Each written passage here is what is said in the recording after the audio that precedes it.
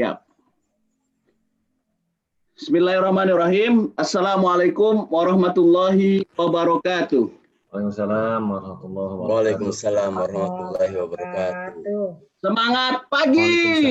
Semangat. Pagi. Yes. Semangat. Alhamdulillahirrabbilalamin. Wabihi nasta'in ala umuri dunia waddin. Salatu wassalamu ala asyrafil anbiya wal mursalin wa ala alihi wa ashabi ajmain, amma ba'du. Yang terhormat Kepala Kantor Kementerian Agama Kabupaten Pandeglang, Bapak Dr. Haji Endang, MPD. Yang kami hormati pejabat di lingkungan Kantor Kementerian Agama Kabupaten Pandeglang. Yang kami hormati Widya Iswara, Balai Diklat Keagamaan Jakarta. Pada kesempatan ini sebagai pengampu adalah yang terhormat Bapak Dr. Haji Juanda Kasim MED dan Bapak Dr. Haji Suhri Nasution MAG. Yang kami hormati panitia pelatihan, hadir di forum ini Bapak Dwinanto Heri Wibowo Eskom dan Mas Apipudin. Yang kami hormati Bapak dan Ibu para peserta pelatihan penilaian pembelajaran melalui e-learning bagi guru Madrasah Sanawiyah dan guru Madrasah Aliyah pada Kantor Kementerian Agama Kabupaten Pandeglang yang berbahagia. Alhamdulillah wa syukurillah, puji syukur kehadirat Allah Subhanahu wa Ta'ala, Tuhan Yang Maha Esa. Pada pagi menjelang siang hari ini kita dapat melanjutkan program diklat kita masuk kepada materi pengembangan sumber daya manusia Kementerian Agama. Dan alhamdulillah narasumber sudah hadir di tengah-tengah kita, yaitu Bapak Kepala Kantor Kementerian Agama Kabupaten Pandeglang. Semoga kita semua dalam keadaan sehat walafiat. Amin. Amin. Dalam lindungan Allah Subhanahu wa Ta'ala. Amin. Amin. Dan tentunya Bapak Ibu setelah mengikuti pelatihan ini mendapatkan pencerahan terkait dengan penilaian pembelajaran yang nantinya akan Bapak Ibu implementasikan pada satuan kerja masing-masing. Amin, amin, ya Rabbal Alamin. Selanjutnya, salawat dan salam marilah kita sampaikan kepada junjungan kita Nabi besar Muhammad SAW beserta keluarganya, para sahabatnya dan para pengikutnya, dan semoga kita istiqomah di dalam menjalankan ajarannya sehingga pada hari yang telah kita akan mendapatkan syafaatul uzma daripada Rasulullah SAW. Amin, amin, ya Rabbal Alamin. Bapak Kepala Kantor Kementerian Agama Kabupaten Pandeglang, Widya Iswara, panitia dan peserta pelatihan ini yang berbahagia. Mengawali perjumpaan kita pada pagi hari ini, izinkan kami melaporkan kepada Bapak Kepala Kantor beberapa hal. Yang pertama, terkait dengan kepesertaan. Alhamdulillah wa syukrillah. Berdasarkan surat tugas dari Kantor Kementerian Agama Kabupaten Pandeglang, peserta berjumlah 40 orang.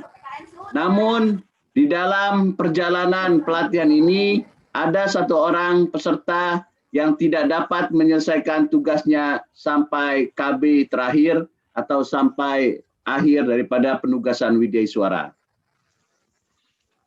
Dan tentunya para peserta seluruhnya dalam keadaan sehat walafiat, terbukti dengan senyum manisnya pada hari ini. Saya melihat Pak Mahali senyum-senyum aja dari tadi itu Pak Mahali. Nggak tahan saya sama kumisnya itu.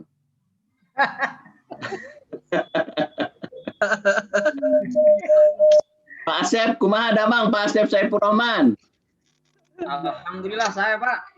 Alhamdulillah. Oke, sambilan saya admit ya. Ini ada beberapa yang sudah menunggu ini karena dijadiin host jadi harus admit juga. Jangan sampai mereka join. Ya, nah tuh masuk tuh banyak tuh. Masuk lagi nih admit soalnya. Oke, nanti saya coba admit lagi. Dan peserta seluruhnya dalam keadaan sehat walafiat, sebagaimana tadi ada 2 orang sudah testimoni, dan tentunya pada saat ini mereka adalah teman-teman yang sudah menguasai terkait dengan penilaian pembelajaran. Mudah-mudahan ke depannya para peserta ini dapat melakukan diseminasi kepada para peserta atau para guru lainnya yang belum berkesempatan untuk mengikuti pelatihan ini. Semoga Pandeglang akan menjadi role model terkait dengan penilaian pembelajaran. Jadi kalau kabupaten, kota, apapun selain Pandeglang di Provinsi Banten, kalau mau belajar tentang penilaian pembelajaran, datanglah ke teman-teman yang 39 orang ini. Amin. Mantap. Sekarang udah canggih-canggih nih Pak. Kepada nguasain penilaian pembelajaran. Saya mengamati Pak. Di dalam WA group yang kami bentuk Pak, itu peserta pokoknya WA-nya aktif terus, bahkan sampai jam 12 malam, jam 2 malam itu saking semangatnya. Setelah menyelesaikan tugas langsung WA, tolong Mas Bowo dipantau tugas saya, Pak Juanda Kasim, Pak Suhri, tolong tugas saya dikoreksi dan diberi nilai. Luar biasa. Inilah usaha teman-teman peserta. Tentunya kami sebagai lembaga pelatihan mengucapkan terima kasih dan mengapresiasi atas peran aktif Bapak Ibu di dalam mengikuti pelatihan ini. Memang mohon izin, pelatihan ini yang seyogianya dilaksanakan secara klasikal, namun tidak dapat kami lakukan karena di masa pandemi COVID-19 ini dan dengan regulasi PSBB-nya. Sebenarnya mah kami mau Pak, teman-teman dari Pandeglang hadir ke kampus Balai Diklat Keagamaan Jakarta. Atau tim dari Balai Diklat Keagamaan Jakarta hadir di aula kantor Kementerian Agama Kabupaten Pandeglang. Namun karena pandemi COVID-19 ini tentunya kita tidak dapat berjumpa secara langsung dan bertatap muka. Namun semoga ini tidak mengurangi daripada substansi pembelajaran. Dan saya kira para peserta juga intens komunikasi dengan Widya Suara, sehingga apapun yang dibutuhkan peserta, Widya Suara kami memfasilitasinya. Selanjutnya yang perlu kami laporkan pula terkait dengan kurikulum. Alhamdulillah wa syukurillah, kurikulum berjalan sebanyak 60 jam pelatihan. Tentunya ini dikemas berbentuk bagaimana peserta mendownload materi, kemudian belajar secara mandiri dari mulai kelompok dasar, kelompok inti, dan kelompok penunjang. Setelah para peserta mendownload materi dan mempelajari bahan ajar, bahan tayang dari Widya Suara atau narasumber, para peserta diminta untuk menyampaikan ide gagasannya di dalam forum diskusi.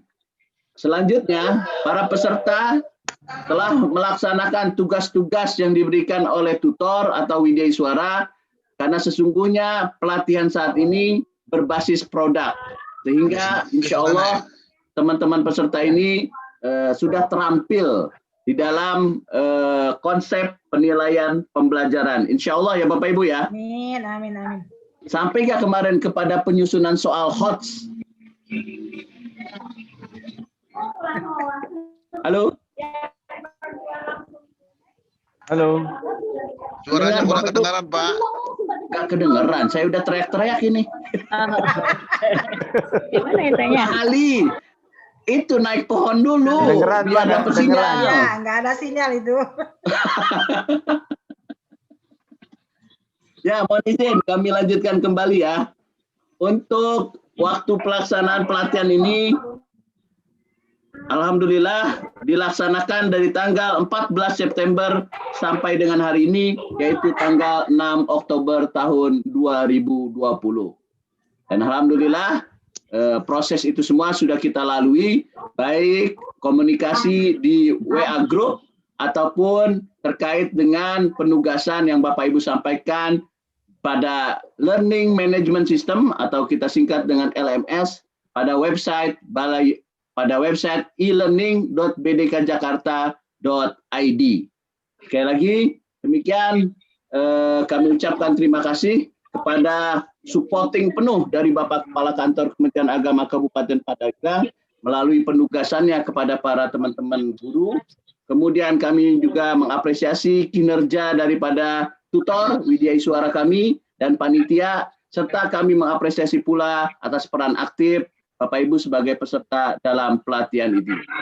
Allah Subhanahu wa taala membalas kebaikan Bapak Ibu dengan ganjaran yang setimpal. Kami hanya bisa mendoakan dengan ucapan jazakumullah khairan katsira, jazakumullah khairal jaza. Amin ya rabbal alamin. Selanjutnya Pak Kepala akan menyampaikan paparan materinya terkait dengan pengembangan sumber daya manusia. Kami akan melanjutkan dengan pengumuman kelulusan. Baru setelah itu closing statement dari Pak Kepala. Kemudian kami mohon perkenan Pak Kepala untuk menutup pelatihan ini secara resmi. Saya kira agendanya seperti itu Pak Kepala. Untuk itu, mari sama-sama kita awali dengan mengucapkan lafaz basmalah. Bismillahirrahmanirrahim. Selanjutnya kami mohon perkenan Bapak Kepala Kantor Kementerian Agama Kabupaten Pandeglang, Bapak Dr. Haji Endang MPD, waktu dan tempat kami silakan. Silakan Pak Haji, Pak Kiai. Assalamualaikum warahmatullahi wabarakatuh. Waalaikumsalam warahmatullahi wabarakatuh. Alhamdulillah wa syukurillah wa binimatillah la haula wa la quwata illa billah. Rabbis shrah li sadri wa yassir li amri wa nuqdatam lisani yafqahu qawli. Rabbi zidna ilman wa rzuqna fahman wa alhikna bis. Amin ya rabbal alamin. Yang kita sama-sama hormati Ketua Balai Diklat Jakarta dalam hal ini diwakili oleh Pak Asrul dan rekan-rekan. Ya. Mudah-mudahan Teman-teman yang lain tolong di-mute ya. Putar asal bayar bungkus ke dia. Itu yang penutupan doang ya, gerakan penutupan doang segera doang. Di Balai Diklat semuanya diberikan Gerakan doang. rangka menjalankan aktivitas untuk mengembangkan ilmu pengetahuan di Kabupaten Pandeglang. Yang kita sama-sama hormati juga para pejabat yang ada di lingkungan Balai Diklat. Mudah-mudahan juga dikasih kesehatan oleh Allah Subhanahu wa taala serta kekuatan. Amin. Kemudian rekan-rekan para guru madrasah beserta diklat learning penilaian pembelajaran di tahun 2020 ini yang juga mudah-mudahan Allah muliakan dan diberikan kecerdasan dan kekuatan dalam rangka mencerdaskan kehidupan bangsa. Ibu dan Bapak yang berbahagia, alhamdulillah wa syukurillah pada kesempatan ini kita masih diberikan nikmat sehat baik akal maupun pikiran, sehingga kita melaksanakan aktivitas kita dalam rangka mewujudkan Indonesia maju. Salawat serta salam teriring kepada baginda kita, Nabi besar Muhammad SAW serta keluarganya, dan mudah-mudahan kita menjadi pengikut yang setia, di mana nanti di akhir zaman kita mendapatkan syafaat uzma dari beliau, yaitu Rasul kita. Ibu dan Bapak yang berbahagia, pertama, saya mengucapkan terima kasih atas kehadiran semuanya pada pagi menjelang siang ini. Mudah-mudahan kita selalu diberikan berkah oleh Allah Subhanahu wa taala. Yang kedua, perlu diinformasikan pada Ibu dan Bapak bahwa saya ucapkan terima kasih yang kedua atas doa dan Ibu dan Bapak untuk Pak Menteri kita. Mudah-mudahan beliau terus diberikan kesehatan dan sekarang beliau sudah diberikan sehat dari virus corona. Terima kasih, dan mari kita doakan Pak Menteri kita mudah-mudahan terus diberikan kekuatan untuk memimpin Kementerian Agama di hormati untuk Al-Fatihah. Alhamdulillahirrahmanirrahim. Ya karena untuk yang lain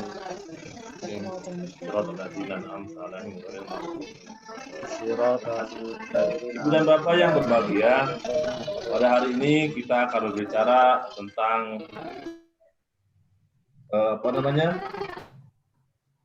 pengembangan sumber daya manusia untuk di acara kegiatan pelatihan penelitian pembelajaran melalui e-learning bagi guru madrasah pada kantor Kementerian Agama Kabupaten Pandeglang.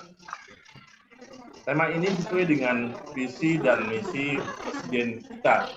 Visinya adalah pembangunan sumber daya manusia. Ini sudah tepat Baidiklat mengajarkan tentang hal tersebut untuk mewujudkan visi misi Presiden Republik Indonesia. Misinya, Ibu dan Bapak, misi Presiden itu peningkatan kualitas manusia Indonesia. Artinya, misi kita, misi Presiden tidak akan berjalan tanpa implementasi. Baidiklat ini sudah mengimplementasikan misi Presiden, yaitu peningkatan kualitas manusia Indonesia melalui kegiatan pembelajaran atau penilaian pembelajaran di masa pandemi. Karena masa pandemi ini masa-masa yang kurang menguntungkan untuk kita, kurang menentukan untuk siswa kita. Tapi tantangan ini dijadikan peluang melalui Baidiklat. Mudah-mudahan peluang untuk kita menjadikan anak lebih cerdas, lebih bermanfaat di masa pandemi ini melalui e-learning untuk kegiatan pembelajaran di rumahnya masing-masing. Ibu dan Bapak yang berbahagia, ketika kita nanti menjadi orang yang bagus dalam menerima ilmu pengetahuan, mudah-mudahan Ibu dan Bapak juga bisa mengembangkan apa yang hari ini terakhir diberikan, mudah-mudahan bermanfaat untuk kita semua, dan jangan lupa diseminasikan kepada warga kita di madrasah kita masing-masing, karena Ibu dan Bapak adalah sebagai duta atau perwakilan di Kabupaten Pandeglang di setiap madrasah masing-masing, sehingga tidak ada madrasah yang termarginalisasikan, tapi madrasah semua hebat dan semuanya adalah bermartabat akibat pengembangan ilmu yang diberikan oleh Baidiklat, dan Ibu dan Bapak wajib untuk mendiseminasikan di madrasah masing-masing. Ibu dan Bapak yang berbahagia, begitu juga Kementerian Agama mempunyai visi, yaitu untuk mencerdaskan di madrasah kita Indonesia, khususnya umumnya di Indonesia, khususnya di Kabupaten Pandeglang, baik lahir maupun batin. Ibu dan Bapak yang berbahagia, kemudian kita pun di misi Kementerian Agama meningkatkan akses pendidikan umum pada sekolah maupun pada sekolah umum yang berpendidikan khas agama Islam. Kemudian yang selanjutnya adalah dasar hukum. Nah, kita melihat yang berikutnya adalah untuk meningkatkan kegiatan kita biar kita menjadi bagus. Pembinaan sumber daya manusia itu tidak terlepas dari revolusi mental. Karena jangan sampai kita nanti punya mental seperti tidak ada perubahan pada ikon kita masing-masing. Karena sekarang sudah zaman digitalisasi, maka pemikiran kita juga harus seperti di era sekarang, digitalisasi, harus bisa menyesuaikan diri dengan konteks revolusi mental di mindset kita masing-masing. Apa sih pengertian revolusi mental? Pengertiannya adalah gerakan nasional untuk mengubah cara pandang, pola pikir, sikap-sikap, nilai-nilai, dan perilaku bangsa Indonesia untuk mewujudkan Indonesia yang berdaulat, berdikari, dan berkepribadian. Kata kunci revolusi mental pada saat ini adalah ada Ibu dan Bapak sebagai tenaga pendidik untuk merubah sikap warga kita, warga masyarakat kita melalui pendidikan. Kemudian yang berikutnya adalah prinsip apa sih? Prinsipnya revolusi mental itu ada 8 prinsip. Yang pertama, berfokus pada gerakan sosial untuk mendorong kemajuan Indonesia. Yang kedua, tekad politik untuk menjamin kesungguhan pemerintah. Yang ketiga, harus bersifat lintas sektoral. Yang keempat adalah kolaborasi antara pemerintah, masyarakat sipil, sektor privat, dan akademisi. Kelima, diawali oleh program pemicu untuk mengubah perilaku masyarakat secara konkret dan cepat. 6, desain program harus sesuai dengan friendly, populer, menjadi bagian dari gaya hidup dan sistematik holistik. Selanjutnya adalah nilai-nilai yang dikembangkan bertujuan untuk mengatur kehidupan sosial dan bukan mengatur kualitas profit. Yang delapan adalah dampaknya dapat diukur. Itu prinsipnya. Tujuannya adalah ada 3. Pertama adalah mengubah cara pandang. Yang kedua, membangkitkan kesadaran. Yang ketiga adalah mewujudkan Indonesia yang berdaulat secara politik. Ada 3 kata kunci untuk orang menjadi bisa berubah pola pikirnya. Atau ada 3 nilai utama revolusi mental itu. Apa sih yang ketiga itu? Ketiga itu ada integritas. Pertama, integritas. Yang kedua, etos kerja.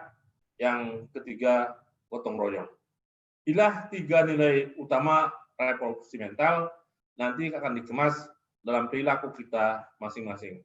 Mari kita lihat apa sih integritas, apa sih etos kerja, apa sih gotong royong.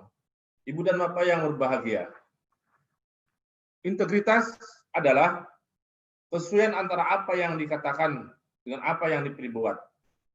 Berkata, berlaku jujur, dapat dipercaya, berpegang teguh dengan prinsip-prinsip kebenaran, moral, dan etika. Itulah pengertian daripada integritas. Kalau dalam bahasa agama, integritas itu sama dengan niat. Karena Nabi sudah berpesan kepada kita, innamal a'malu binniyat wa kullu imri'in ma nawa. Sesuatu itu harus ada tekad, harus ada niat. Apa yang dikatakan oleh kita A, maka katakan A, maka apa yang dikatakan B, maka katakan B. Dalam bahasa yang lainnya adalah niat itu adalah muqtaranan bifa'lihi. Artinya kesesuaian antara perilaku dan perbuatan juga perkataan kita. Itu namanya integritas. Ibu dan Bapak, kalau kita sudah begitu, maka kita akan bagus. Maka ada nilai-nilai integritas. Apa sih nilai-nilainya? Artinya nilai-nilai daripada integritas, kalau kita ini punya integritas, nilai si A punya integritas, si B punya integritas. Lihat dari sikapnya. Jujur nggak dia? Kalau jujur, berarti dia mempunyai integritas. Contoh, guru ini umpamanya kita guru umpamanya PPKN. Pada hari ini kita harus masuk jam 7. Ketika dia umpamanya kesiangan, dia ngumpet-ngumpet datangnya.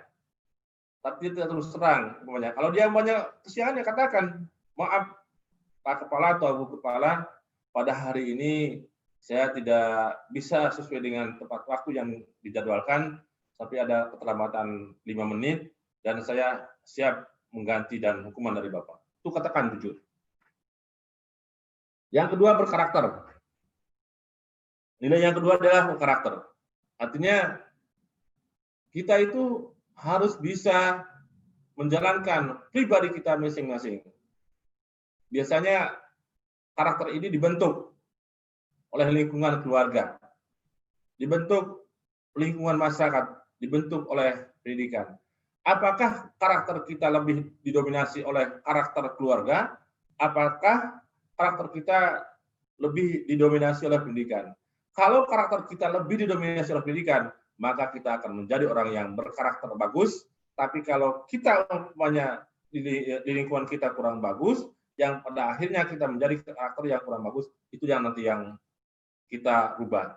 Maka perubahan inilah jangan sampai Ibu dan Bapak menjadi merugi. Karena ada istilah kampung, daripada micin adat, lebih baik micin jagat.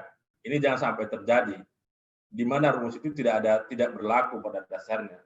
Makanya karakter kita harus benar-benar baik, akhlak kita harus benar baik, sehingga kita mendapatkan kesalahan. Ketika kita mendapatkan kesalahan, insya Allah kita akan menjadi teladan. Yang ketiga adalah konsisten. Istiqomah. Orang yang bagus itu biasanya istiqomah. Orang yang tidak bagus itu orang yang tidak beristiqomah. Dengan istiqomah itulah maka kita akan menjadi figur yang disegani, figur yang baik, menjadi uswah untuk yang lainnya. Nah itu. Jadi konsisten ini perlu dikembangkan di kita sebagai tenaga pendidik dan tenaga pendidikan. Bertanggung jawab. Apapun yang kita lakukan pada hari ini harus dipertanggungjawabkan. Contoh, hari ini kita tidak bisa melakukan tatap muka secara langsung dengan anak-anak kita. Tapi bagaimana tatanan kurikulum yang kita bangun agar bisa terlaksanakan dengan baik, disampaikan mereka dengan baik, maka kita harus jujur, berkarakter, konsisten. Maka kita kalau sudah demikian, kita akan pertanggungjawabkan apa yang kita lakukan. Bentuk pertanggungjawab ini jangan lupa Ibu dan Bapak, itu ada resume, ada laporan, ada hal-hal yang kita bisa lakukan, semuanya dilaporkan kepada atasan kita atau kepada atasan kita, juga kepada murid-murid kita. Itu bentuk pertanggungjawaban kita sebagai laporan terhadap atasan kita. Kemudian kalau sudah bertanggung jawab, hal-hal yang kita lakukan itu harus dapat dipercaya. Tidak asbun, asal ngomong doang, asal melakukan doang. Itu saya sudah umpamanya touring atau laring. Saya sudah kunjungan kelas ke Anu, nilainya sebegini-begini, materinya sampai di sini-sini. Nah itu. Tapi kan di laporan pertanggungjawabannya tidak muncul hal tersebut, sama dengan bohong. Atau umpamanya kita sudah daring, melalui umpamanya tapi yang ikut daring umpamanya dari siswa 25 hanya bisa umpamanya 15. Sisanya 10 tidak bisa ikut daring. Nah ini kita berikan solusi untuk hal-hal kita. Nah itulah nilai-nilai integritas yang harus dikembangkan pada diri kita masing-masing. Ibu dan Bapak yang berbahagia, manfaatnya. Apa sih manfaatnya integritas itu? Dapat memandu masyarakat untuk menampilkan komitmen pada apa yang menjadi tugasnya serta dapat diandalkan dan dapat dipercaya. Yang kedua, dapat mendorong aparatur pemerintah untuk bekerja secara profesional. Yang ketiga, dapat mengembangkan suatu hubungan baik atau sama lain dalam lingkungan masyarakat. Yang keempat, dapat bekerja sama untuk menyelesaikan tugas atau kegiatan yang menuntut. Yang kelima adalah dapat bertanggung jawab dan konsisten dalam menjalankan perilaku jujur. Memang teguh prinsip kebenaran, etika moral, serta berbuat sesuai dengan apa yang dikatakan oleh kita. Itulah manfaat integritas. Ibu dan Bapak yang berbahagia, karakteristik integritas. Karakteristiknya itu, pertama adalah ketulusan.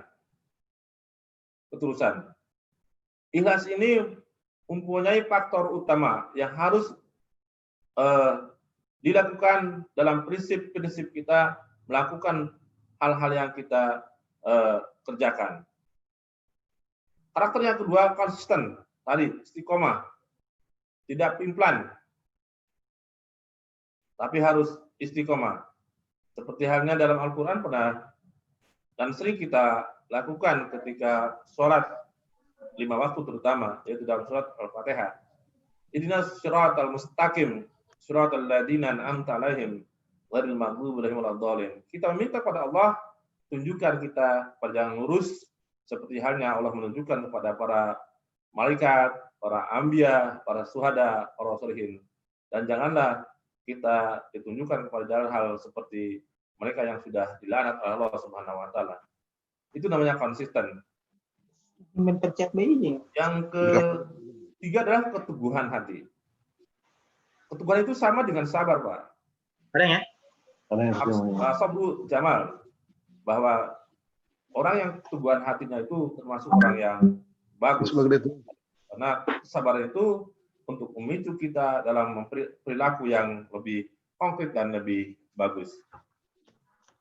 Tujuannya adalah merupakan salah satu kunci untuk meraih keberhasilan atau kesuksesan.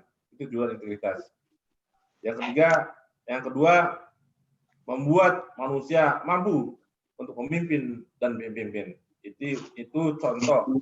Karena itu kalau orang ini sudah berintegritas, berarti dimanapun dia ditaruh bisa. Kalau orang yang tidak berintegritas, berarti ditaruh dimanapun dia tidak akan bisa. Melahirkan kepercayaan yang ketiga. Yang keenam, yang keempat, memelihara prestasi. Artinya cirinya begitu. Itu tujuan daripada integritas. Ciri-ciri pribadi yang memiliki integritas. Apakah kita sudah berintegritas atau belum? Lihat atau uji patutan pada diri kita masing-masing.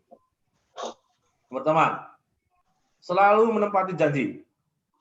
Nanti di belakang nanti kita akan bahas tentang ikrar kita, janji kita. Nah itu. Benar nggak kita selalu tepat dengan janji kita? Pertama kita akan disiplin. Disiplin nggak kita? Kalau kita tidak disiplin berarti kita sudah kurang berintegritas tuh. Berarti ciri-ciri tidak muncul pada diri kita. Tidak menepati janji. Taat asas. Artinya kita ketika berperilaku ingat. Jangan semaunya.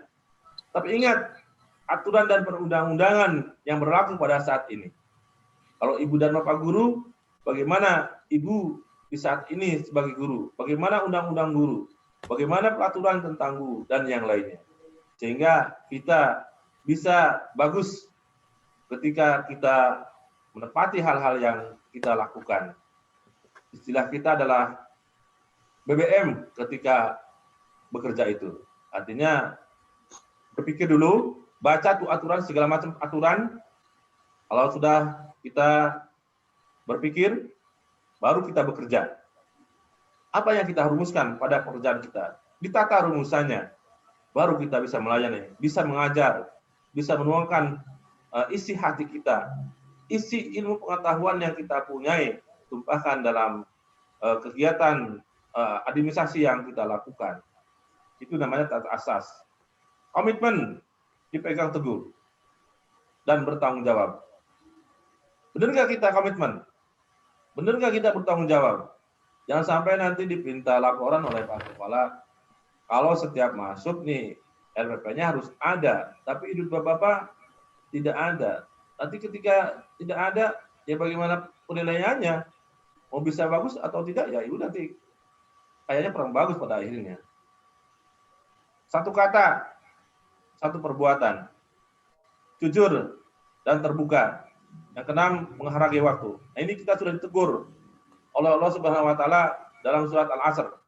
Wal 'asri innal insana lafi khusrin illal ladzina amanu wa amilus solihati wa tawassaw bil haqqi wa tawassaw bis sabr. Jauh sebelum manusia merdeka, Allah sudah menegur tentang waktu kepada kita semua dengan surat Al-Asr itu. Termasuk orang yang merugi bagi orang yang melantarkan waktu, tapi menggunakan waktu itu semaksimal mungkin. 7. Menjaga prinsip dan nilai-nilai yang diyakini. Nah, sekarang potret diri kita masing-masing. Sudahkah kita seperti 7 macam ini? Kalau belum, mari kita perbaiki tentang diri kita masing-masing. Ibu dan Bapak yang saya hormati, kunci integritas. Caranya, biar integritas yang ada pada diri kita yang mendapat kokoh, maka pertama adalah kita harus memperhatikan hal-hal yang kecil. Contoh, hal-hal yang kecil itu biasanya ketika merumuskan kompetensi dasar atau merumuskan tentang tujuan pembelajaran, kita tidak memperhatikan tanda baca yang ada. Apa sih tujuan titik? Apa sih tujuan titik koma? Apa sih tujuan koma? Nah, ini sangat membantu untuk memahami cara pandang kita, cara pandang anak siswa kita untuk bisa komunikasi dengan kita. Makanya perhatikan tanda-tanda baca itu. Ini seperti itu. Gitu. Kemudian hal yang kecil umumnya pada diri kita, apakah kita sudah memperhatikan tentang gaya hidup kita? Contoh, jangan sampai nanti ibu guru ini penampilan ke kelas terlalu mewah, pokoknya listriknya terlalu tebal. Kan itu juga mendapatkan perhatian dari anak-anak kita. Hal itu kan kecil sekali, sepele, tapi kita tidak perhatikan. Atau ketika kita pakai baju, mau berjalan ke madrasah, ke sekolah, kita tidak memperhatikan bagaimana kancing kita ini atau setting kita ini sudah bagus atau tidak. Itu hal-hal yang kecil. Nah, itu. Atau kita komunikasi dengan anak-anak kita tidak memperhatikan bagaimana si A, si B, cuek-cuek saja. Jadi tidak ada kondisi sosialnya tidak bagus.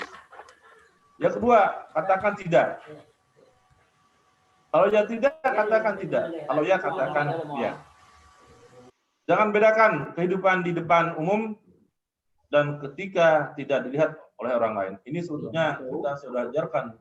Ini dalam tarif ihsan sebetulnya. Di ihsan itu kita kan sudah belajar. Walaupun Allah tidak melihat kita, walaupun kita tidak melihat Allah, Allah tetap melihat kita. Nah itu yang perlu kita canangkan dalam kunci mengembangkan integritas. Jadi 3 hal ini penting untuk kita dalam rangka mengembangkan integritas pada diri kita. Yang kedua adalah integritas. Etos kerja. Yang kedua adalah etos kerja. Apa sih etos kerja? Etos kerja adalah sebuah sikap yang berorientasi pada hasil yang terbaik. Artinya kalau kita punya etos kerja yang bagus, berarti kita selalu berpikir bagaimana saya nih menjadikan anak ini menjadi cerdas.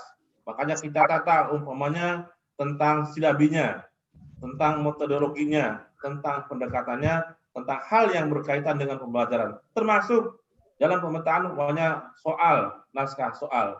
Sudah diedit atau belum? Bagaimana tingkat validasinya, tinggi atau rendah? Itu harus kita kaji. Nah, itu tandanya orang yang mempunyai integritas. Semangat tinggi dalam bersaing. Jadi kita harus semangat, optimis, mempunyai sifat optimis, dan selalu mencari cara yang produktif dan inovatif. Jadi kita jangan selalu mencari alasan.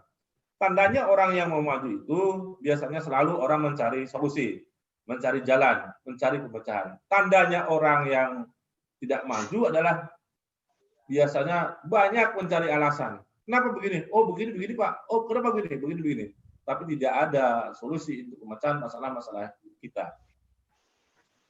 Nah itu etos kerja. Di etos kerja juga ada nilai Pak. Nilainya apa? Pertama mandiri. Kemandirian ini penting. Jadi kita ini nanti tidak tergantung pada orang lain.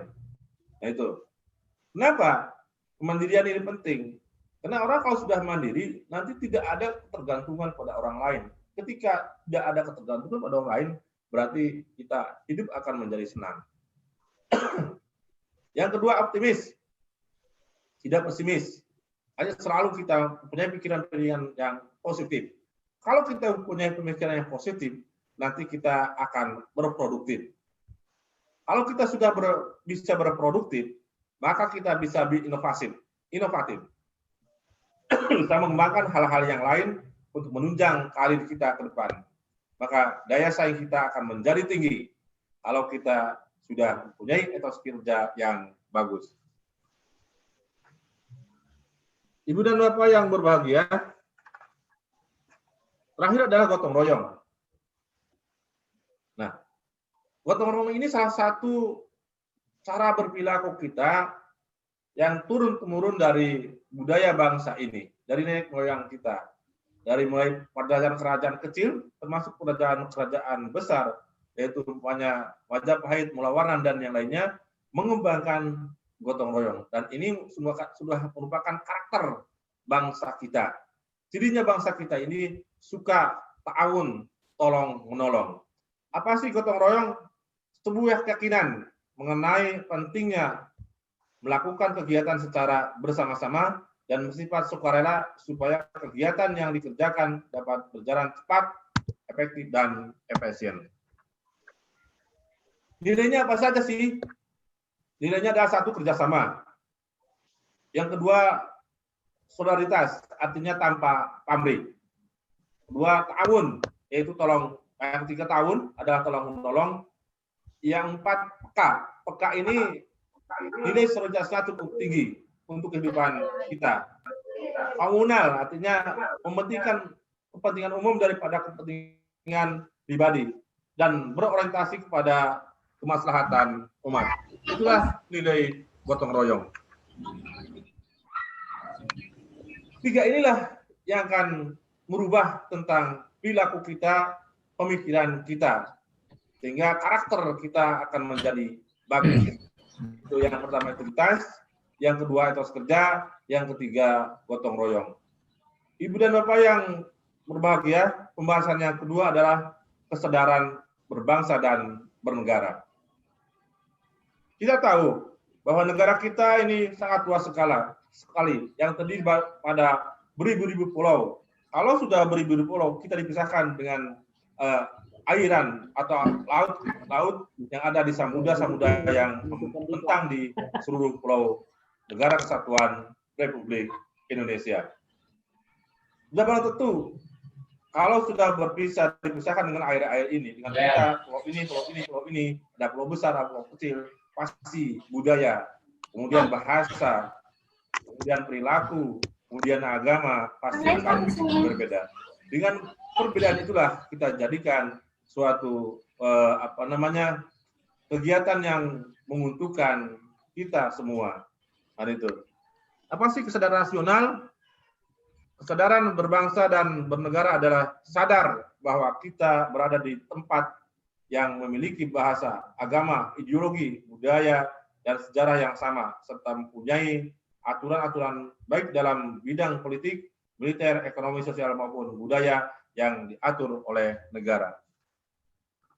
Ibu dan Bapak yang berbahagia, cara menumbuhkan kesadaran berbangsa dan bernegara, satu adalah mengembangkan nilai-nilai Pancasila. Ibu dan Bapak bahwa Pancasila ini sudah final. Ideologi kita adalah Pancasila. Dan ingat ketika dirumuskan Pancasila ini, ketika ada tantangan yang cukup besar, tapi kaum ulama kita rendah hati, bukan rendah diri tapi rendah hati, menghilangkan 7 kata, yaitu dengan menjalankan syariat Islam. Dan Pancasila sila yang pertama adalah berbunyi ketuhanan yang Maha Esa. Ketika berbunyi ketuhanan yang Maha Esa, sila yang pertama dan menjiwai sila-sila yang keempat, sila-sila yang lainnya, ini bisa diterima oleh orang lain. Ingat, jiwa kesatria bangsa kita yang dulu diperjuangkan oleh para leluhur kita. Dan kita harus meniru tentang perilaku umat pada saat sekarang. Jangan sampai kita keluar dari koridor falsafah kita adalah ideologi kita adalah Pancasila. Yang kedua adalah mengembangkan kepekaan sosial. Artinya ketika ada gejala-gejala yang kurang bagus di masyarakat, secara hari ini kita diberikan cobaan seluruh dunia. Khusus di Indonesia kita kena COVID. Pemerintah sudah menurunkan berbagai macam cara untuk membantu bagaimana kita bisa belajar dengan baik, kita bisa belanja dengan baik, kita bisa berkomunikasi dengan baik melalui IT yang ada pada kesempatan ini. Ibu dan Bapak yang berbahagia.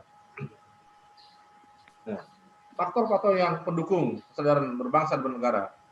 Pertama, pejabat yang amanah. Ini pejabat yang amanah termasuk Ibu dan Bapak. Ketika Ibu menduduki jabatan sebagai guru, sebagai banyak staf, sebagai yang lainnya di lingkungan madrasah Ibu dan Bapak, Ibu pun harus menjadi manusia yang amanah. Karena Ibu pun sekecil apapun yang ada di madrasah ini adalah pejabat negara. Karena Ibu sebagai guru yang memberikan tugas oleh negara untuk mendidik anak kita menjadi cerdas. Harus amanah. Yang kedua, pemerataan kesejahteraan setiap daerah. Ini juga menunjang untuk berlaku kesadaran nasional. Dan alhamdulillah pemerintah sudah memberikan berbagai macam cara untuk mengembangkan kesejahteraan masyarakat kita. Yang ketiga, keadilan dan memberikan hak dan kewajiban semua rakyat. Ini sudah terlihat dari bantuan pemerintah di masa COVID-19 ini. Yang keempat, kepercayaan tinggi kepada wakil rakyat atau pemerintah. Dan kita tahu wakil kita yang di DPR sudah bersikeras untuk memajukan, memperjuangkan kita semua. Dan kita ucapkan terima kasih kepada para wakil kita yang ada di Senayan. Kemudian tegasnya hukum dan aturan pemerintah ini sudah terlihat di negara kita sudah bervariasi. Ada kepolisian, ada kejaksaan, ada pengadilan, kemudian ada KPK. Di dalam internet kita ada AFIF, ada tim pengawas untuk kegiatan kita semua. Ini dalam rangka bagaimana kita sadar tentang berbangsa dan bernegara. Yang keenam, rasa memiliki dan bangga berbangsa Indonesia. Dan kita harus bangga, bangsa kita adalah bangsa Indonesia. Bahasa kita juga bahasa Indonesia.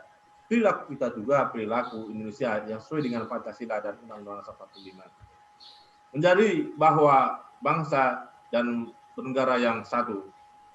Yang ke-8 adalah mengetahui lebih banyak nilai positif dan keyakinan bangsa kita.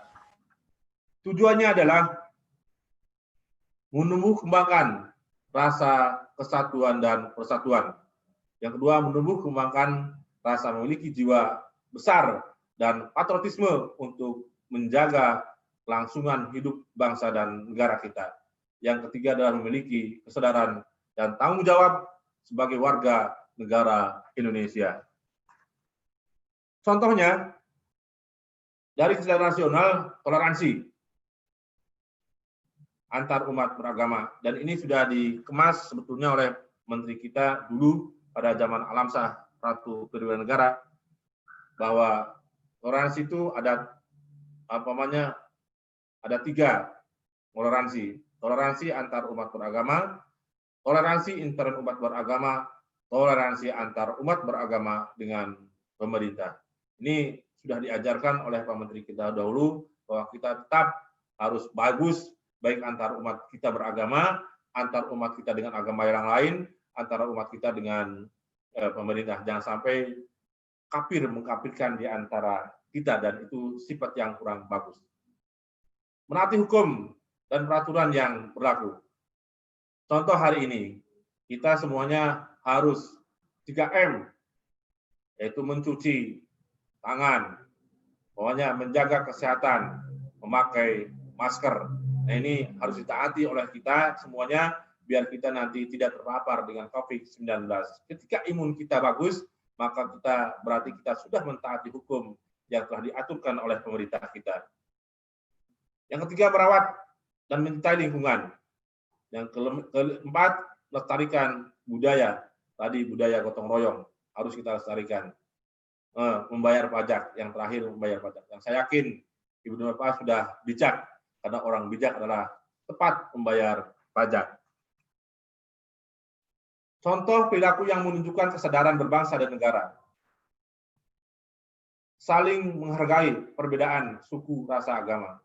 Tidak pandai mencela, tapi kita bagaimana antara kita adalah saudara, sebangsa dan setanah air. Yang kedua, sadar akan kepentingan menimba ilmu untuk masa depan bangsa dan negara. Kita lihat, kita ditantang apakah tantangan kita ini menjadikan pulang atau tidak. Kalau nanti 2045 kita gagal mendidik anak kita pada hari ini, maka kita berarti gagal untuk menuju negara Indonesia menjadi masa kemasan di 2045. Karena ingat, sumbangsi demografi mungkin 75 atau 80% masyarakat Indonesia yang angkatan kerja lebih banyak di 2045 usia mudanya. Yang ketiga, mematuhi peraturan. Yang keempat, ikut serta dalam mewujudkan kebijakan pemerintah. Hadirin yang berbahagia, ada 5 budaya kerja untuk Kementerian Agama yang harus kita lakukan pada kesempatan ini dan hari-hari yang akan datang. Pertama, budaya kita dalam bekerja ini, satu adalah integritas. Tadi sudah dibahas bahwa integritas antara perbuatan, perkataan, kemudian hati, itu satu keyakinan, satu perjuangan, satu keindahan kita. Yang kedua, proporsionalitas. Yang Artinya pada hari ini Ibu dan Bapak lagi dikemas untuk menjadi masyarakat yang profesional, untuk menjadi tenaga pengajar yang bisa, tenaga yang bisa memberitahukan tentang skedulnya, tentang materinya, tentang metodologinya, tentang yang lainnya. Sehingga walaupun di posisi sekarang COVID-19, Ibu dan Bapak masih tetap bisa melaksanakan kewajiban kita masing-masing. Ibu dan Bapak, kalau kita sudah berprofesionalitas, maka kita akan bisa berinovasi. Inovasi, bagaimana cara penyampaian pembelajaran, bagaimana cara mencapai evaluasi kepada anak didik kita, sehingga kita bisa menjawab tantangan di masa yang akan datang. Hal tersebut nanti kita akan bisa bertanggungjawabkan. Yang keempat ini adalah tanggung jawab. Yang kelima adalah ketegaran. Insya Allah, kalau Ibu dan Bapak sudah menjadikan semuanya itu bagus, umpamanya integritas, profesionalitas, inovasi, tanggung jawab, insya Allah Ibu dan Bapak akan menjadi teladan. Baik teladan di rumah Ibu sendiri, maupun di satuan kerja Ibu sendiri, maupun di masyarakat Ibu dan Bapak sendiri. Mudah-mudahan kita semuanya menjadi teladan untuk diri kita. Jangan sampai ada pepatah, kalau harimau meninggal atau mati, meninggalkan belangnya. Kalau manusia mati, meninggalkan jejak langkahnya yang bagus. Itu yang kita harapkan. Ibu dan Bapak yang berbahagia. Nah, ini ikrar kita. Kode etik pegawai Kementerian Agama. Pertama, bertanggung jawab kepada Allah Subhanahu wa taala. Kepada atasan, kepada bawahan, kepada lingkungan, kepada masyarakat kita. Nah, ini kode etik ketiga. Apa yang kita lakukan pada hari ini, kita mesti harus bertanggung jawab. Pertama, kita pasti kepada Allah Subhanahu wa taala. Karena tadi yang saya katakan, dalam dalil ihsan, walaupun kita tidak melihat Allah, tetap Allah akan melihat kita. Dan ketika kita sudah merasa demikian, sudah merasa diawasi oleh Allah Subhanahu wa taala, maka kita akan santun kepada atasan, santun kepada bawahan, santun kepada lingkungan kita semua. Karena kita diawasi bukan orang-orang lain, tapi kita diawasi oleh Allah kita, Allah Subhanahu wa taala. Tuhan kita, Tuhan yang Maha Esa. Yang kedua, mengetahui dan atau memahami serta menaati ketentuan peraturan perundang-undangan. Ini Ibu dan Bapak jangan sampai nanti coba tuh Undang-Undang PP 74 yang menjadikan umpamanya Ibu sekarang bisa mengajar begini-begini. Coba pasalnya berapa? Nah, harapan pada Ibu dan Bapak, kalau Ibu dan Bapak merasa guru, maka tentang Undang-Undang sisnya, Undang-Undang 20, Ibu harus dibaca-baca tuh. Kalau baca tentang guru, ya PP 19. Semuanya. Ibu juga semuanya tentang kita kurikulum, pokoknya sekarang udah ada perubahan dari 83 1 pada 84 terus cara pengembangannya itu juga Ibu harus tahu. Ibu dan Bapak yang berbahagia, yang selanjutnya nomor 3, tidak memberikan keterangan atau informasi yang bersifat rahasia kepada pihak yang tidak berwenang. Ini saya harapkan Ibu dan Bapak ketika mau berkomunikasi yang sifatnya rahasia, jangan diinformasikan pada orang lain. Jangan, harus bisa menjaga. Apa sih yang rahasia-rahasia itu? Umpamanya contoh kecil nih, di madrasah. Ini sudah rahasia negara. Soal ulangan atau soal ujian. Ibu dan Bapak di rumah. Nah, karena anak-anak ujian dikasih tahu kepada anak Ibu dan Bapak. Itu sama saja dengan memodohi, dan itu Ibu sudah melanggar kode etik. Atau umpamanya di kantor ini umpamanya ada hal-hal yang kurang bagus. Ibu terus cuang-cuang. Padahal ketika tidak bagus itu akibatnya ketidakbagusan kita. Akhirnya menuju kepada lembaga kita. Saya yakin kalau lembaga kita ini bagus, semuanya bagus, akan menjadi bagus aksesnya. Nah, itu. Yang keempat, tidak melakukan pungutan. Ini. Karena pungutan ini sudah diatur dalam undang-undang, dalam peraturan. Jadi Ibu dan Bapak tidak boleh. Tentunya ini kan butuh LKS. LKS-nya dibikinnya oleh siapa? Nggak tahu.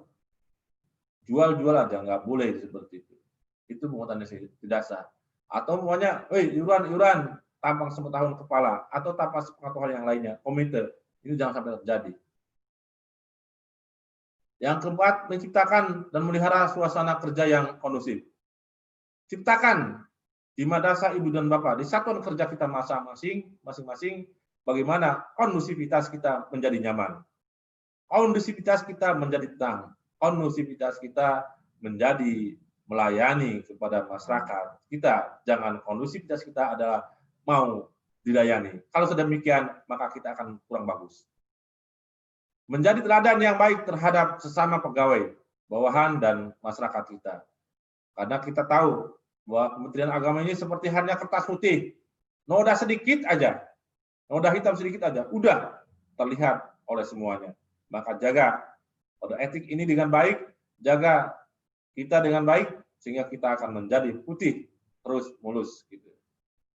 Yang ketujuh, memberikan pelayanan secara cepat, dan aman.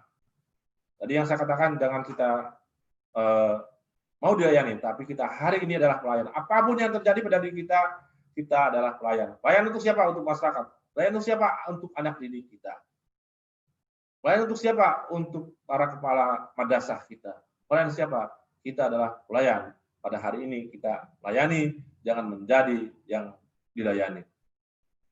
Yang kedelapan, menjaga dan menjalani rasa solidaritas dan soliditas bersama pegawai. Yang kedelapan, yang sembilan adalah handal, jujur, dan dapat dipercaya. Yang selanjutnya yang keempat adalah strategi bekerja di era digital. Ibu dan Bapak yang berbahagia, di zaman sekarang ini kita tidak boleh menjadi orang yang gaptek atau tidak bisa menggunakan IT yang sudah dicanangkan oleh pemerintah. Kalau kita gagal dalam mengendalikan IT, maka kita akan tidak bisa berkomunikasi dengan siapapun. Hari ini kita harus bisa memanfaatkan teknologi sebaik mungkin. Pertama adalah pendekatan dan pengelolaan SDM. Ini sekarang Ibu dan Bapak lagi dididik, lagi diberi informasi bagaimana SDM kita semuanya tidak menjadi gagal. Maka Ibu dan Bapak hari ini dibekali oleh Balai Diklat. Kemudian yang kedua, manfaatkan teknologi. Apapun yang terjadi, kita harus bisa memanfaatkan teknologi yang benar. Artinya jangan sampai tidak bisa memanfaatkan teknologi yang benar. Akibatnya akan menjadi fatal terhadap pengembangan diri kita masing-masing. Yang ketiga, menggunakan aplikasi. Sekarang sudah banyak berbagai macam aplikasi.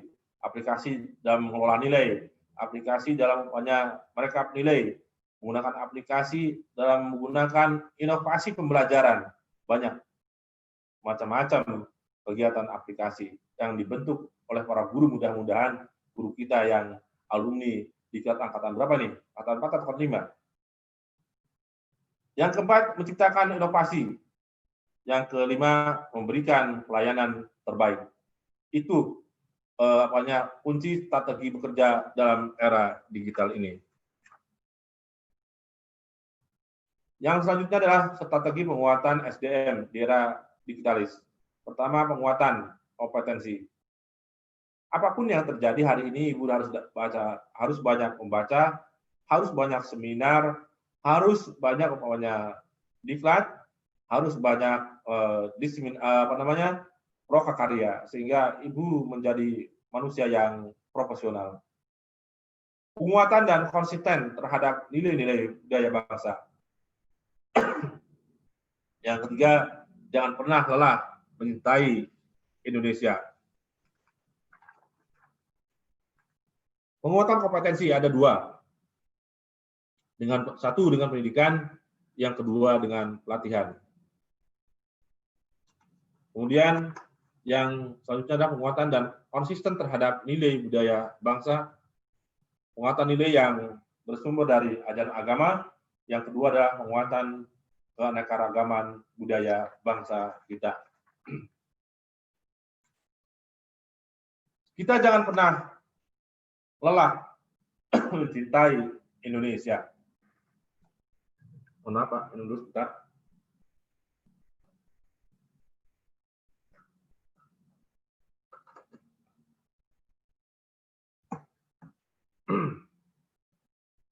Gunakan bahasa kita dengan bahasa tutur kata bahasa Indonesia. Kita juga menggunakan produk, harus produk Indonesia. Yang selanjutnya kita lebih menonjolkan kepribadian bangsa kita, bangsa Indonesia. Manfaat bekerja di era digital. Pertama, mengembangkan kreativitas. Yang kedua, mengembangkan dan membuktikan kapasitas diri. Mengembangkan kompetensi dan potensi diri. Yang keempat, memberikan peluang untuk membuka perspektif dan mempelajari pengetahuan baru. Yang kelima, memberikan ruang bagi produksi gagasan. Yang keenam, membangun budaya kerja yang humanis. Yang ketujuh, memberikan peluang peningkatan kapasitas diri. Itu mungkin yang saya bisa sampaikan. Kurangnya saya mohon maaf. Wassalamualaikum warahmatullahi wabarakatuh. Waalaikumsalam warahmatullahi wabarakatuh.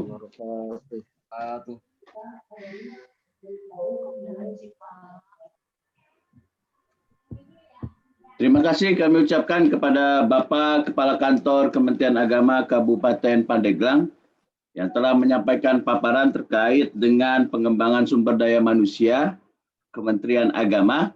Beliau tadi menyampaikan yang pertama adalah terkait dengan 3 revolusi mental, kemudian menyampaikan terkait dengan kesadaran berbangsa dan bernegara. Beliau juga menyentuh ke 5 nilai budaya kerja Kementerian Agama, masuk juga ke kode etik pegawai Kementerian Agama, bahkan mengerucut khusus di Kabupaten Pandeglang juga ada kode etiknya. Kemudian beliau juga menyampaikan bagaimana strategi bekerja di era digital. Saya kira materi yang beliau sampaikan sangat bermanfaat sekali. Tinggal kita dapat mengambil pelajaran dari sini dan bagaimana kita mengimplementasikannya di dalam pelaksanaan tugas dan fungsi kita masing-masing di dalam bekerja di satuan kerja. Baik, selanjutnya mohon izin Bapak Kepala Kantor, apakah setelah ini ada kegiatan yang lainnya? Lagi kan 2 orang ya. Ya, kalau memang waktunya sempit, maka nanti akan kami mohon perkenan Bapak Kepala Kemenang untuk menyampaikan closing statement dan menutup pelatihan ini secara resmi. Namun sebelum itu, izinkan kami untuk menyampaikan terkait dengan kelulusan ya. Ya.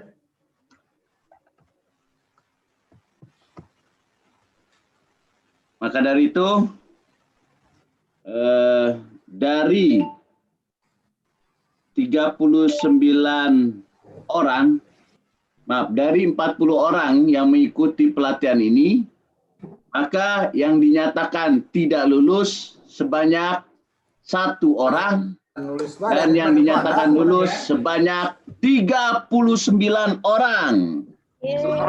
Alhamdulillah. Alhamdulillahirabbil alamin. Ini terbuka lebar itu pas sudah diumumin lulus.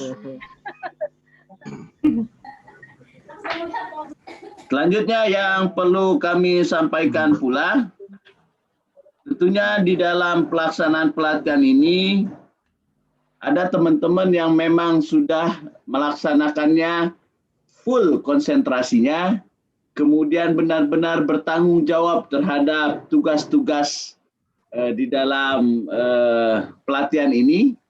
Dan tentunya kami sebagai panitia melakukan rekapitulasi nilai, kemudian melakukan rapat kelulusan, walaupun daring juga Bapak Ibu. Saya diskusi dengan Widya Suara, saya diskusi dengan teman-teman panitia.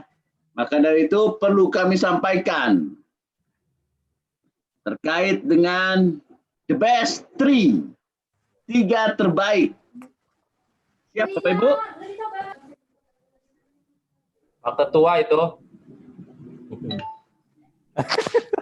Saya. The best three. Nur Kaman.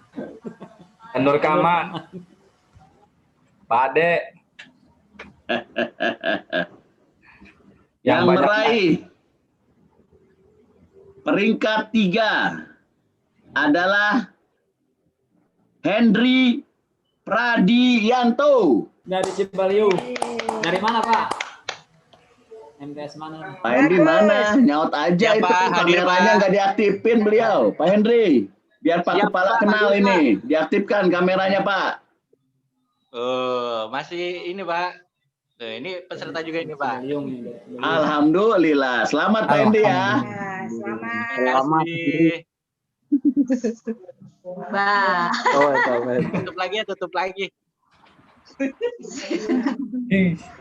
Selanjutnya, Juara 2. peringkat kedua adalah Putri. Pak Jainuddin. Jainuddin. Mana Pak Jainuddin? Oh, Jainuddin. Saya, Pak. Terus. MTS terus. Terima kasih. Iya, terima kasih yang pakai kopiah ya. Ya, Itu pakai baju oranye atau pakai apa Pak? kaos, kaos Oh. PGRI, Pak. Kalau di PGRI. Jakarta lagi ngetop namanya Ustadz Oren. Saya pikir Pak Ustadz Oren. Nama aja juga, Pak. Oke. Selamat ya Pak ya. Selanjutnya, Ya, makasih, Pak, makasih. terbaik pertama adalah Iwan. Nur Kaman. Hana Siti Komariah. Buhana, Oh, Ibu Ana. Buhana. Yang mana Bu Hana? Sudah Sari. Nah, tampilkan Bu yang jilbab merah ya. Ini Pak Kepala. Dia nama, iya. Peserta Teklas Sadayana. Ya, Dia mati. selamat ya Bu ya. Ya, Pak. Oke. Terima kasih. Demikian informasi terkait dengan kelulusan dan 3 peringkat terbaik pada pelatihan ini. Tentunya kami mengucapkan selamat kepada seluruh peserta atas peran aktifnya, karena bagaimanapun ini benar-benar kita pantau di dalam LMS. Bahkan Bapak Ibu juga bisa melihat setiap KB itu kan ada grade-nya ya, bukan begitu Bapak Ibu? Ya, Itu kan bagian dari keterbukaan informasi publik.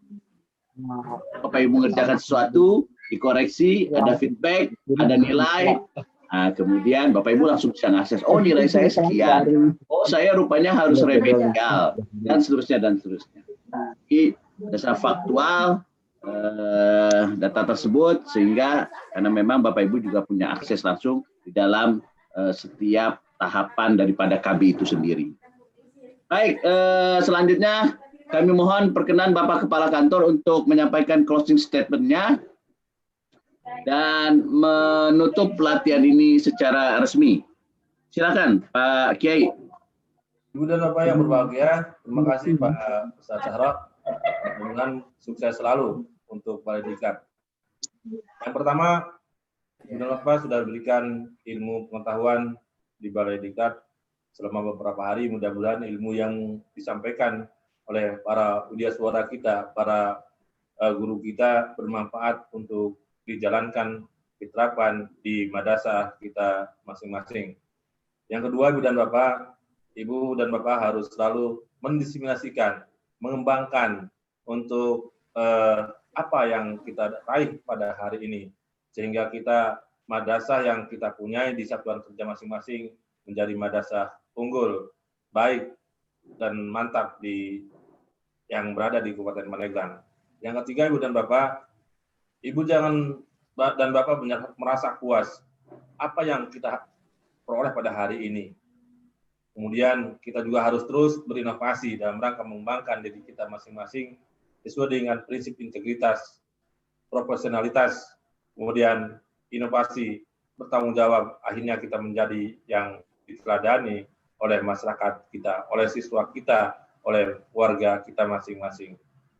Yang ketiga, Ibu dan Bapak, saya mengucapkan terima kasih kepada Pak Sasro dengan rekan-rekan di Badikat. Salam buat kami untuk Siapa? Kepala Balai. Sekali lagi, terus kita kerjasama dengan baik. Mudah-mudahan Kabupaten Pandeglang menjadi contoh untuk media pembelajaran di masa pandemi ini dan masa-masa yang lainnya. Yang terakhir, saya juga mengucapkan terima kasih pada Ibu dan Bapak yang sudah beraktivitas dengan baik. Apalagi saya senang sudah ada yang ke-1, ada yang kedua, ada yang ketiga. Tapi tidak ada Pak Sasro yang ke-50 kan? Tidak ada kan? Tidak ada kan ya? Iya, Pak. Ya. Semuanya kan baik. Saya harapan saya baik sehingga Ibu dan Bapak bisa mengembangkan apa yang kita pada hari ini kembangkan. Dan terakhir, saya mohon kepada rekan-rekan di Balai Diklat, kita tolong dievaluasi, didampingi, sehingga apa yang kita berikan pada hari ini benar-benar nanti bisa manfaat. Hanya biasanya kalau sudah selesai, kadang-kadang sudah. Tapi tetap Balai Diklat harus mengevaluasi apakah setiap bulan 1 kali atau 2 bulan 1 kali. 1 tahun ini mereka dievaluasi dengan baik, berjalan atau tidak. Jangan sampai sudah diberikan cicing, baik, gitu, Pak Saro. Ya, mohon dievaluasi. Nanti dievaluasi ke Pandeglang, lihat mereka ke madrasah masing-masing. Ya, Insya Allah. PSBB di sana gimana Pak Kiai? Gimana? PSBB di sana gimana di Pandeglang? Sampai tanggal 14. Tapi Oh gitu. Kalau kondisi Pandeglang bagus. Ya. bisa Kalau Pandeglang? Pak Tunggu, Kepala Bapak. mengizinkan kami untuk monef atau evaluasi pasca diklat, siap kami melakukannya Pak Kiai. Harus Pak, biar Ya. nanti lebih terlihat kemanfaatan yang kita berikan kepada mereka. Mas semua. Bowo sudah mendengar ya? Diizinkan oleh Pak Kepala khusus forum ini Pandeglang. Kalau banyak silaturahmi kan banyak pemanfaatan nanti Pak. Artinya silaturahmi itu harus dijalankan oleh kita walaupun di masa pandemik sehingga kita menjadi manusia yang walaupun tidak sempurna ya minimal ya tidak mencapai angka 100 kita ya minimal 70 kesempurnaan itu ada nilainya kan itu. Itu mungkin yang saya bisa sampaikan terakhir. Ucapan terima kasih kepada Balai Diklat, para audio suara. Mudah-mudahan pengelolaan pada hari ini membawa berkah kami, khususnya di Kabupaten Pandeglang, sehingga ada perubahan perilaku kerja rekan-rekan kita yang sudah diberikan ilmu pengetahuan. Itu mungkin yang saya bisa sampaikan. Mari kita akhiri kegiatan ini dengan sama-sama mendekatkan membaca hamdalah. Alhamdulillahirabbil alamin. Kegiatan pelatihan, penilaian, pembelajaran melalui e-learning bagi guru madrasah pada kantor Kementerian Agama Kabupaten Pandeglang dinyatakan resmi ditutup. Terima kasih. Assalamualaikum warahmatullahi wabarakatuh. Waalaikumsalam warahmatullahi wabarakatuh. Terima kasih Pak Kiai atas perkenan menutup pelatihan ini dan menyampaikan closing statement-nya.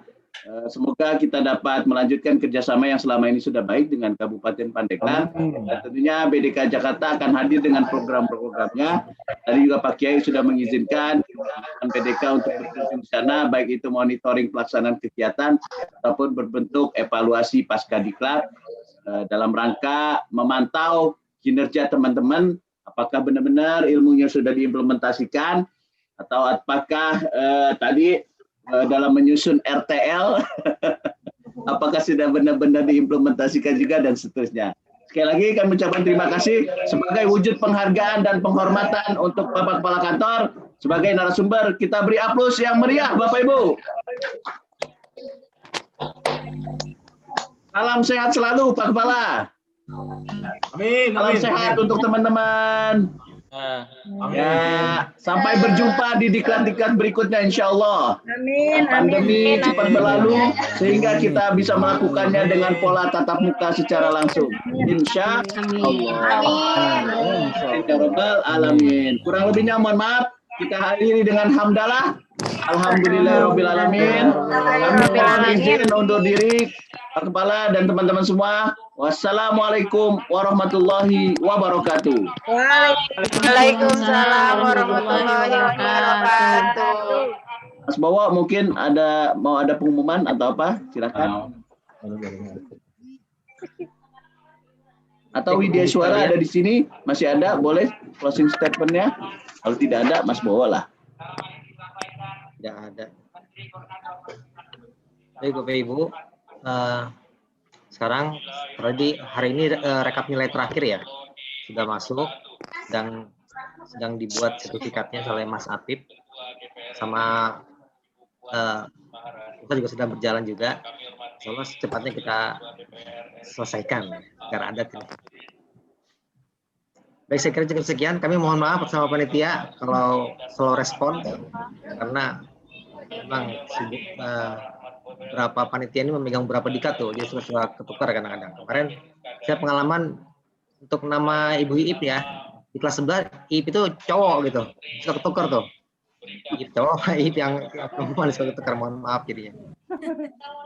Gitu. Jadi saya mohon maaf secara pribadi, kemudian teman-teman juga panitia, terima kasih atas kerjasama selama ini. Sampai bertemu kembali di diklat-diklat berikutnya. Amin. Baik, sekian. Oke, pamit ya, kita close ya. Baik. Oke, pamit. Izin live. Ya.